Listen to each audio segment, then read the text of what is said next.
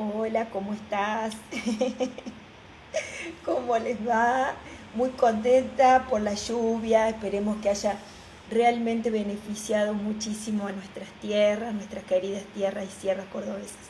Bueno, te quiero compartir algo, un poquito algo del Evangelio, eh, algo que nos quedó. Hace un ratito terminamos nuestra oración de comunidad y siempre la finalizamos con la meditación de la palabra, ¿no?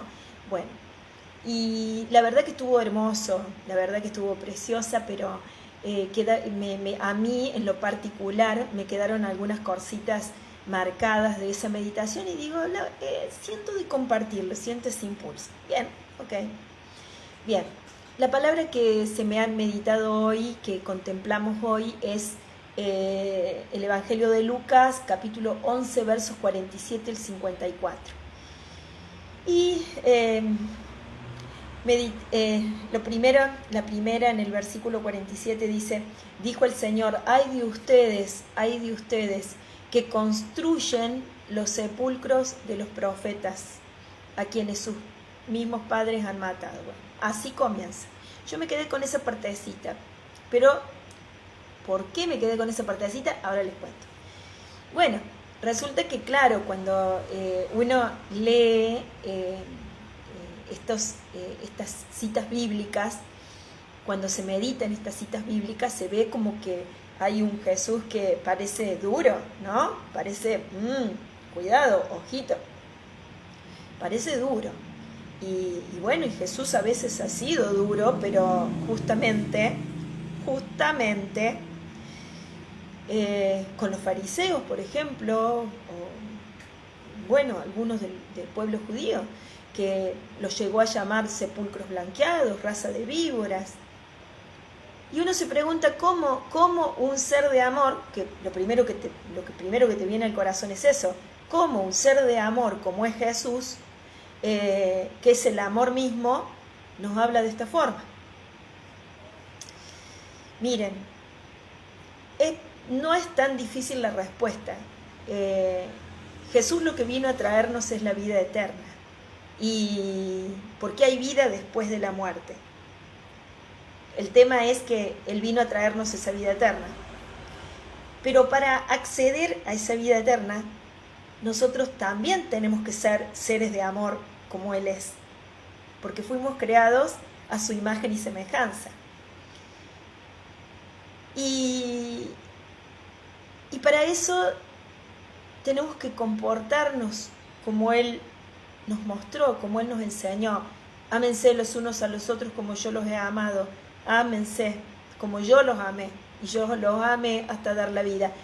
Entonces, si Jesús ve que hay corazones verdaderamente endurecidos, ¿qué es lo que va a hacer?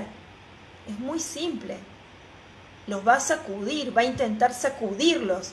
Escuchá, te estás portando mal, estás haciendo las cosas mal, te estás comportando como verdaderamente algo totalmente contrario a lo que decís creer. Vos no sos un hijo de Dios. De hecho, eso lo dijo también en el Evangelio de Juan. Ustedes no son hijos de Abraham, ustedes son hijos del padre de la mentira, de Satanás, porque el demonio existe. Bien, entonces esos intentos del amor, Jesús, que veía en lo más profundo del corazón del hombre y podía conocer sus pensamientos, podía saber lo que ellos estaban pensando, creyendo, especulando, intencionando, las intenciones más profundas, lo que estaban tramando, cuando lo ponían a prueba, por ejemplo. Jesús sabía todo eso. Entonces, cuando les habla con dureza, no es porque Jesús sea duro, sino que están trabajando o hablando con una piedra. Si yo quiero calar la piedra, en ese momento me tengo que transformar un poco en otra piedra. Porque si voy con dedito blando, si voy, yo te amo, no lo entiende. No lo entiende. Es como que es peor. No solamente eso, Jesús sabía cómo tenía que tratarlos, así todo, probando de todas las formas. Me lo imagino a Jesús que insistió con ellos las maneras indecibles, pero que veía verdaderamente corazones cerrados, que no podía penetrar en ellos con su amor, con su misericordia, y hacerles comprender quién era Él, quién es el verdadero Dios y cómo es, quién es el verdadero Dios y quiénes ellos están llamados a ser en Dios al haber sido creados a su imagen y semejanza. Dos cositas, dos comparaciones, para ver quién es más duro, pensando en la dureza, ¿no? Este evangelio me parece durísimo. Bien, Jesús utiliza palabras duras, pero que buscan calar hondo en el corazón de aquel que se está equivocando, para transformarlo, para convertirlo, para poder llegar a Él con su amor, para poder regalarle el don de la salvación y de la vida eterna. Pero ahora miremos la maldad del hombre, la dureza del hombre en comparación. Jesús habló quizás duramente, pero ¿dónde vemos nosotros la dureza del hombre? Lo vemos acá. Y acá no tiene nada, no tiene ningún Cristo roto, no tiene ningún Cristo torturado, flagelado, roto, sangrante. Lo vemos en la cruz. Ahí vemos la dureza del hombre, la dureza del corazón del hombre, a tal punto que llegó a matar al mismo Dios, queriéndoselo sacar de encima, porque no le convenía, porque se interponía en sus planes, en sus intereses, en sus voluntades. No querían a ese Dios, se quisieron adueñar, quisieron ser dioses. Entonces, ¿quién fue más duro? ¿Palabras duras del Señor? ¿O la dureza del hombre que lo llevó a la cruz de la manera más horripilante que puede existir? De la manera en que lo hicieron, que fue tremendo. Si empezamos a hablar de los detalles de la pasión de Cristo, que duró desde las 9 de la noche o un poco más, o a la medianoche cuando fue apresado, hasta las 3 de la tarde que murió, si vemos la dureza del hombre, de todo lo que hicieron, de un juicio injusto, de buscar testigos falsos, de burlarse de él hasta decir basta, hacer una especie como de bullying, como decimos ahora, continuo, burlarse, pegarle, escupirle, insultarlo, arrancarles los pedazos de carne y terminar matándolo en la cruz y desafiándolo como Dios. Si sos Dios, bájate de ahí. La dureza del hombre, hermanos. ¿Y saben qué? Esa dureza sigue existiendo hoy. Nosotros seguimos matando a Dios. Lo seguimos matando. Lo sigo matando cuando mato a mi hermano, porque en definitiva cuando digo, por eso les decía que me llegaba esta frase del Evangelio de Lucas. Dice el Señor, ay de ustedes que construyen los sepulcros de los profetas, de mi hermano, del que viene, del que vive a mi lado, de aquel que no soporto, de aquel que no me banco, de aquel con el cual no estoy de acuerdo, de aquel que me molesta, de aquel que me hizo algo y la tengo junada, de aquel que de repente, no sé, me cae mal simplemente. Entonces creamos divisiones y creamos todo lo que se pueda imaginar en contra del otro, maquinamos cosas y hacemos tramas así como que no me cae bien, le voy a hablar al otro de que no me cae bien y vamos a ver qué hacemos y empezamos a lo mejor a sacar de grupos, a sacarlo de nuestra vida, a poner muros, a poner todas las maneras habidas y por haber que podemos hacer con palabras, por medio de calumnias, por medio de difamaciones. Calumnia es decir mentiras sobre una persona, difamación es decir verdades sobre una persona. cosas que yo sé y que las difamo, son malas, caen mal, lo voy a hacer quedar mal. ¿Saben qué es eso?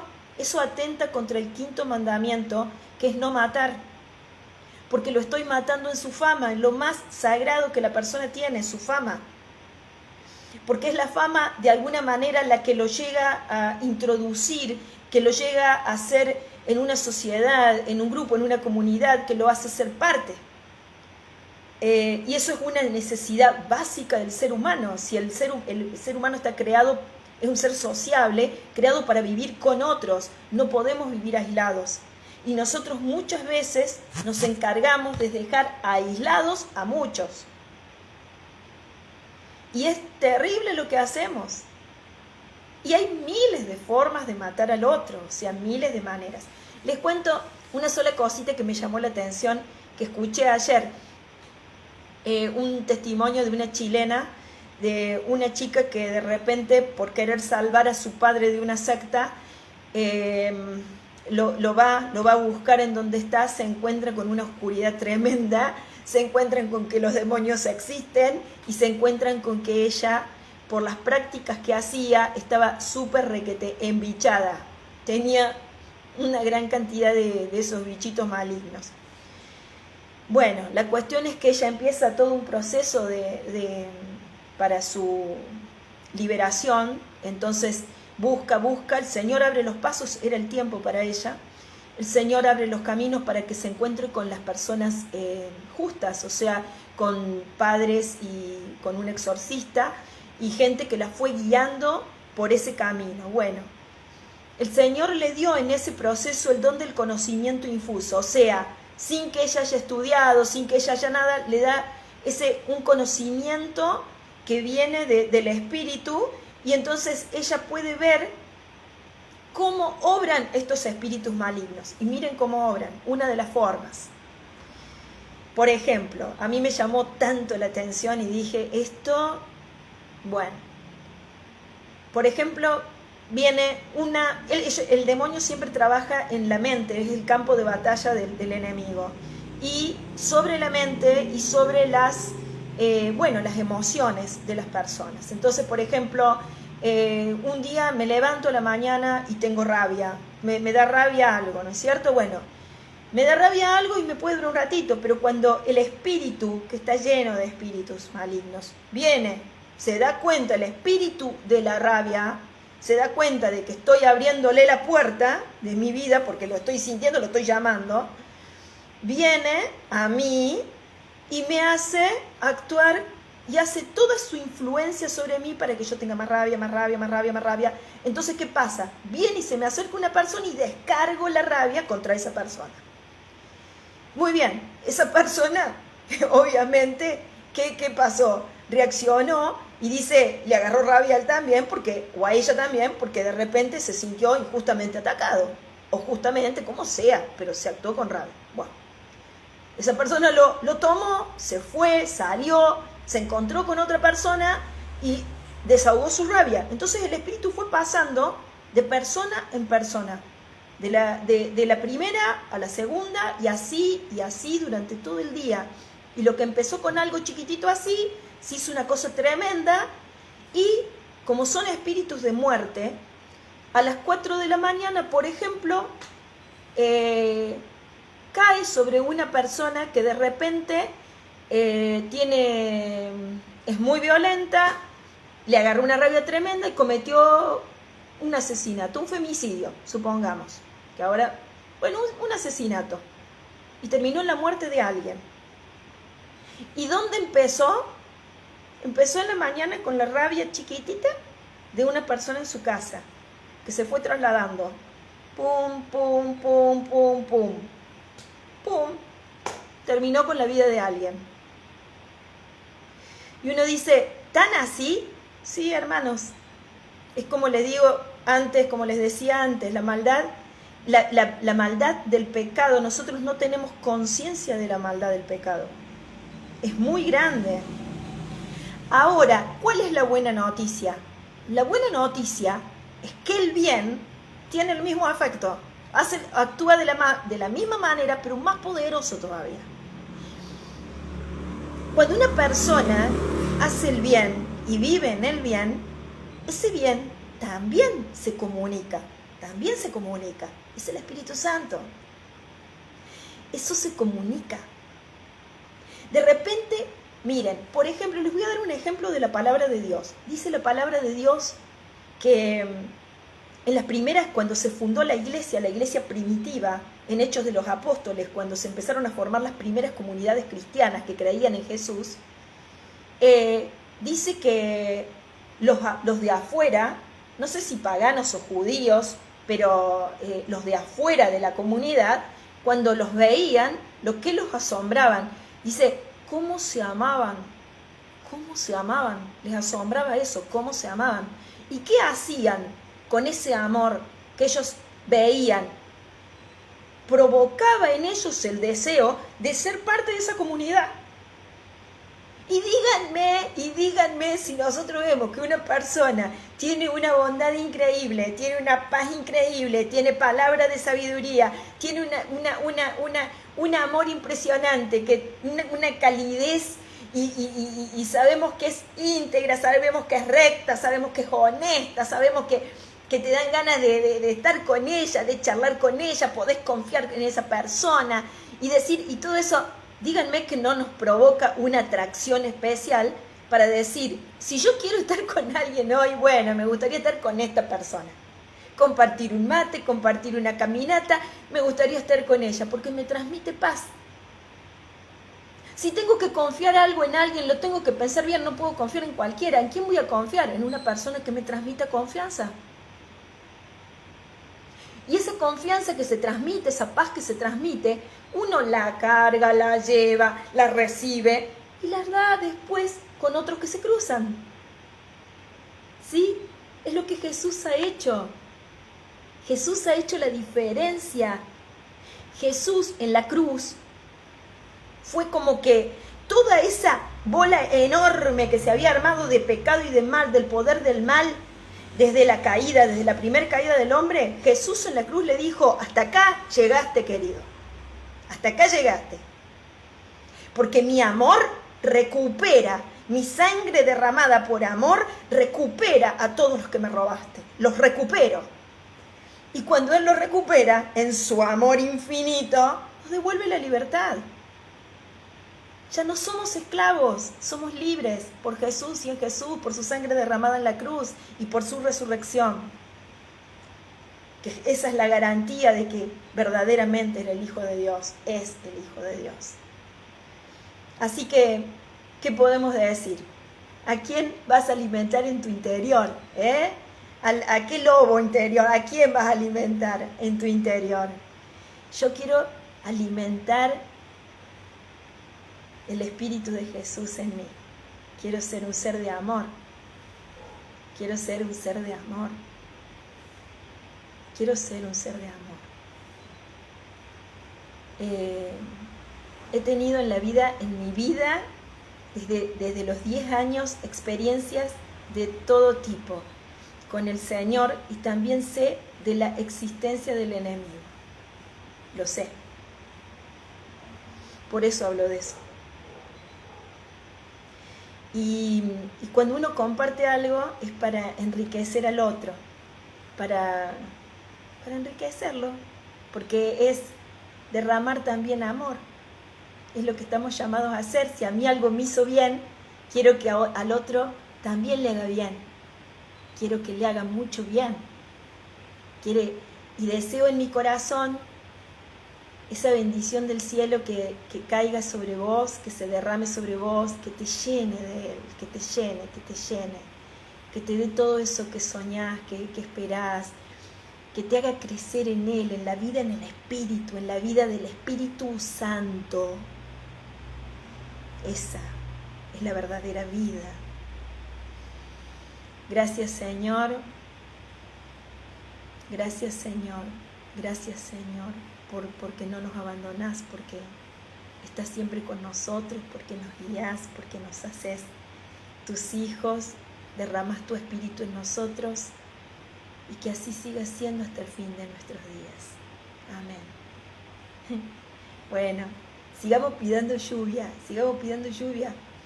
y lluvia de bendiciones en nuestra vida, en nuestra casa, en la de nuestras familias, en todos. Un abrazo enorme, gracias por escucharme. Besitos.